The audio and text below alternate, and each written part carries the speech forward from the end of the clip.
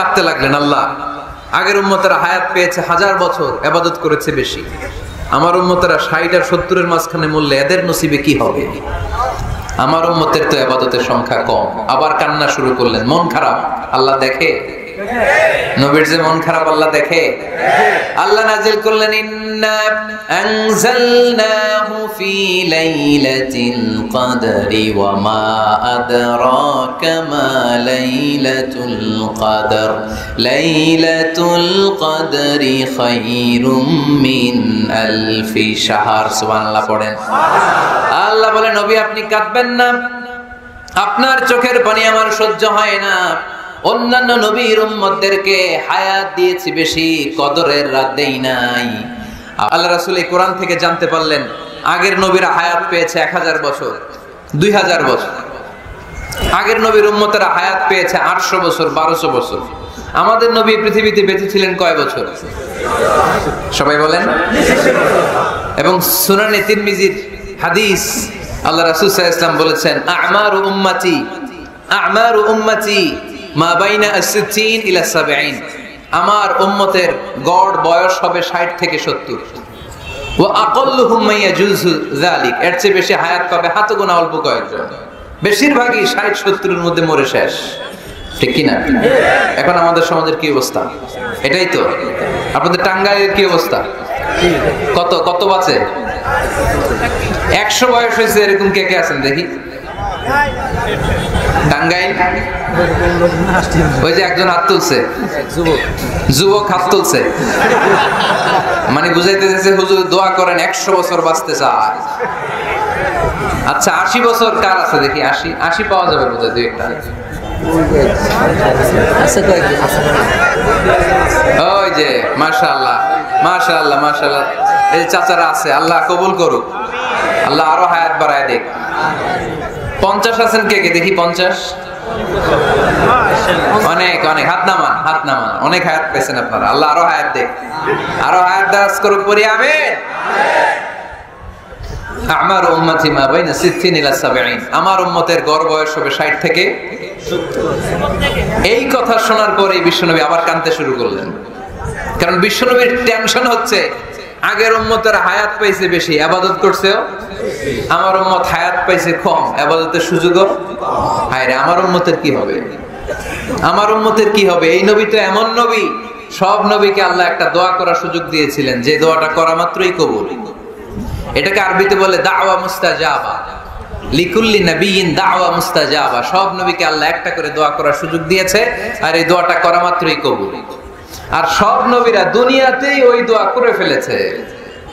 আল্লাহ রাসূল সাল্লাল্লাহু আলাইহি ওয়াসাল্লাম বলেছেন, ওয়া ইন্নী আখতাবিউ দাওয়াতি শাফাআতান লি উম্মতি ইয়াউমাল কিয়ামাহ।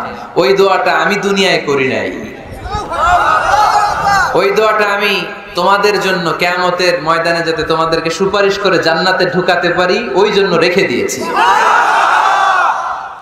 কত কষ্টে বিষ্ণু ইসলাম ছিলেন, খাবার ছিল না, পেটে পাথর বেঁধেছেন। যদি বলতেন আল্লাহ ওই দোয়াটা করলাম, আপনি খাবার দেন, জান্নাতের খাবার পাঠিয়ে দিত কে? আল্লাহ। উহুদের ময়দানে দাঁত ভেঙেছেন, রক্ত ঝরেছে, যদি দোয়াটা করতেন মুহূর্তে বিজয় দিত কে? আল্লাহ। কোন পরিস্থিতিতে ওই দোয়াটা বিশ্বনবী করছেন? রেখে দিয়েছে। দেখেন, অন্য নবীর সাথে আমার নবীর অ্যাটিটিউডে পার্থক্য। অন্য নবীরাও চাইলে রাখতে পারতো এদের উম্মতের জন্য, না, বিপদের দিনে ওটা কাজে লাগায় ফেলছে। প্রত্যেক নবী একটা করে দোয়া করার সুযোগ পেয়েছিল, যে দোয়াটা করা মাত্রই কবুল। সব নবীরা দুনিয়াতেই শেষ, একমাত্র শুধুমাত্র কেবলমাত্র আমার আর আপনার নবী ছাড়া রেখে দিয়েছেন তিনি, রেখে দিয়েছেন ওই দোয়া আমাদের জন্য, আমার জন্য, আপনার জন্য, আমাদেরকে বাঁচানোর জন্য ওই দোয়া রেখে দিয়েছে। চিল্লায় বলেন ঠিক কি না? রেখে দিয়েছেন। কাঁদতে লাগলেন, আল্লাহ আগের উম্মতেরা হায়াত পেয়েছে 1000 বছর, ইবাদত করেছে বেশি, আমার উম্মতেরা 60 আর 70-এর মাঝখানে মরলে এদের নসিবে কি হবে? আমার উম্মতের তো ইবাদতের সংখ্যা কম। আবার কান্না শুরু করলেন, মন খারাপ আল্লাহ দেখে, নবীর যে মন খারাপ আল্লাহ দেখে। আল্লাহ নাজিল করলেন, ইন্না আনজালনাহু ফি লাইলাতিল কদরি ওয়া মা আদরাকা মা লাইলাতুল কদর লাইলাতুল কদরি খায়রুম মিন আলফি শাহর। সুবহানাল্লাহ পড়েন। আল্লাহ বলে, নবী আপনি কাঁদবেন না, আপনার চোখের পানি আমার সহ্য হয় না। অন্যান্য নবীর উম্মতদেরকে হায়াত দিয়েছি বেশি, কদরের রাত দেই নাই। আপনার উম্মতকে যদিও হায়াত লম্বা দেই নাই, কিন্তু আপনার উম্মতকে আমি লাইলাতুল কদরের রাত দিয়েছি গো নবী। লাইলাতুল কদরি খায়রুম মিন আলফি শাহর, হাজার মাসের চেয়ে সেরা। এই এক কদরের রাতে যদিও 60 থেকে 70 বছরের মধ্যে মারা যাবে, কিন্তু এই এক কদরের রাতে ইবাদত করলে 1000 বছর ইবাদত করলে যে সওয়াব, তার চেয়ে বেশি সওয়াব আপনার উম্মতের আমলনামায় ঢুকায় দিবে কে? আল্লাহ। খায়রুম মিন আলফি শাহর, 1000 বছর। 1000 বছরে হয় 83 বছর 4 মাস। আলফি শাহর 1000 মাস, 1000 মাসে হয় 83 বছর 4 মাস। এজন্য কদরের রাতে ইবাদত করতে রাজি আছেন তো? বিশ্বনবীর যেখানেই মন খারাপ, মন ভালো করে দেয় কে? আল্লাহ। সর্বশেষ কিয়ামতের ময়দানে মাকামে মাহমুদে বিশ্বনবী সিজদায় পড়ে কাঁদবেন। আল্লাহ বলবেন, জিব্রাইল যাও, দুনিয়ায় কান্না সহ্য করতে পারি নাই, আজ কিয়ামতের ময়দানেও আমি আমার নবীরে কাঁদতে দেব না। ইযহাবিয়া জিব্রাইল কুল্লাহু মা ইউবকিক, যে আমার নবীরে বলো, নবী আপনি কাঁদেন কেন? সাইয়েদনা জিব্রাইল যে বললেন, নবী আল্লাহ জিজ্ঞেস করেছেন আপনার কান্নার কারণ কি। বিশ্বনবী তখনও সিজদা থেকে মাথা তোলেন না, সিজদায় পড়ে উত্তর দেয়, উম্মতি উম্মতি উম্মতি উম্মতি রব্বি হাবলি উম্মতি। আল্লাহ আমার গুনাহগার উম্মতের কি হবে? আল্লাহ আমার উম্মতের কি হবে? আল্লাহ আমার উম্মতের কি হবে?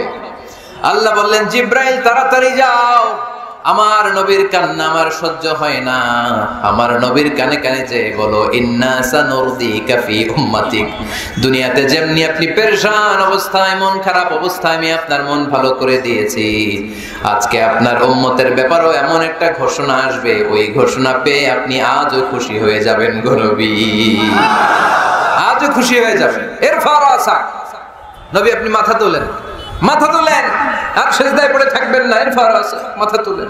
সাল তুতা, কি চাইবেন চান দিয়ে দেব। ওয়াশফা তুশাফা, যার জন্য রেকমেন্ডেশন করবেন, যার জন্য সিগনেচার করে দিবেন, যার জন্য সুপারিশ করে দিবেন, তার সুপারিশই কবুল করে নেব। চিল্লায় এখন সুবহানাল্লাহ।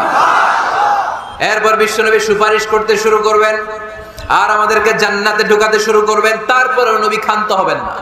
এরপর একটা পতাকা হাতে নেবেন, ওই পতাকার মধ্যে লেখা আলিফ লাম হা মিম দাল, মানে আলহামদু, লিওয়াউল হামদ, প্রশংসার পতাকা, ওইটা নিয়ে জান্নাতের দরজার সামনে দাঁড়াবেন। তখনও পেরেশান, সবাইকে নিয়ে, উম্মতের সব জান্নাতীদেরকে নিয়ে বিশ্বনবী দরজার সামনে দাঁড়িয়ে নক করবেন। ভিতর থেকে জিজ্ঞেস করা হবে, মান আনত, কে আপনি? আল্লাহ রাসূল বলবেন, আনা মুহাম্মদ। তখন রক্ষী ফেরেশতা বলবে, ঠিক আছে, আল্লাহ বলেছে আপনার আগে কারো জন্য যেন এই দরজা না খুলি। মুহূর্তের মধ্যে জান্নাতের দরজা খুলে দেয়া হবে, বিশ্বনবী প্রশংসার পতাকা নিয়ে সব উম্মতকে নিয়ে জান্নাতে ঢুকে যাবে। ওয়ালা সাউফা ইউতিকা রাব্বুকা ফাতারদা, নবী গো আপনি নিরাশ হবেন না, ভয় পাবেন না, হাল ছেড়ে দিবেন না, আমার উপর ভরসা রাখেন। আপনার বিপদ আছে যেখানে, আমি আল্লাহ। বিশ্বনবী যেখানে বিপদে পড়েছেন, বিপদ থেকে উত্তরণ করেছে কে? আল্লাহ। এরপরে বিশ্বনবীর আল্লাহ স্মরণ করায় দিচ্ছেন, নবী আলম ইয়াজিদকা ইয়াতীমান ফাআওয়া ওয়া ওয়াজাদাকা দাল্লান ফাহাদা। সুবহানাল্লাহ পড়ুন।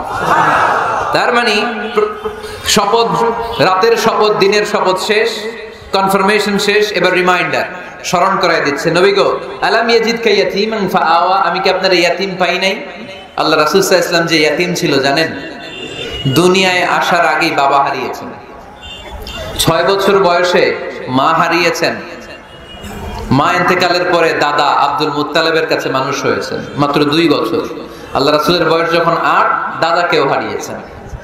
তারপরে চাচার কাছে ইয়াতীম নবী মানুষ হয়েছেন। আল্লাহ বললেন, নবী টেনশন কিসের? ওই যে আপনি ছোট্টবেলায় ইয়াতীম ছিলেন, আমি নিজেই আপনার চাচার মাধ্যমে আপনার লালন পালনের ব্যবস্থা করে দিয়েছি, কারণ আমি পথ দেখিয়েছি। আপনি ছিলেন দল্লান, দল শব্দের একটা অর্থ হচ্ছে ভ্রষ্ট বা গোমরা। আল্লাহ রাসূল কি ভ্রষ্ট ছিল? গোমরা ছিল না। আল্লাহ রাসূল ভ্রষ্ট ছিলেন না, গোমরা ছিলেন না। যদিও অফিশিয়ালি তিনি 40 বছর বয়সে নবী হয়েছেন, কিন্তু ওনার 40 বছরের আগের জীবনেও আমাদের জন্য অনুকরণীয় অনুপম আদর্শ। চিল্লায় বলেন ঠিক কি না? এখানে দলের অর্থ হচ্ছে, নবী you are searching the right way, then I guided you to the right way, you are searching the truth, আপনি সত্য পথ খুঁজছিলেন, খুঁজে পাচ্ছেন না, কোনটায় কোনটায় আপনি পথ হারা পথিকের মতো খুঁজছিলেন। অনেক সময় হয় না কি রে, টাঙ্গাইল যাবো, রাস্তা কি এইটা না ওইটা? মাঝে মাঝে আমরা দোদুল্যমান থাকি, আছে না নাই? আল্লাহ বললেন নবী আপনি সত্য খুঁজছিলেন, সত্য কি এদিকে না ওদিকে?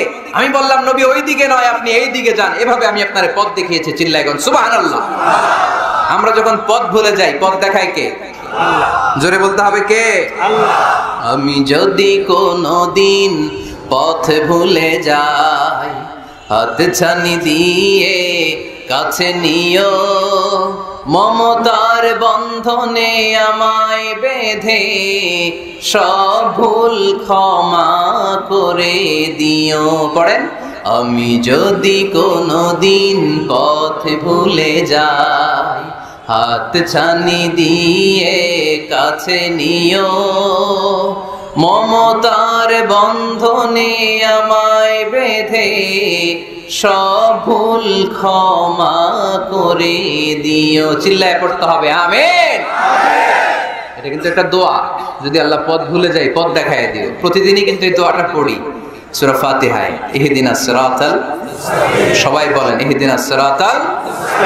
ও আল্লাহ, show us the right path, show us the correct path, show us the straight path.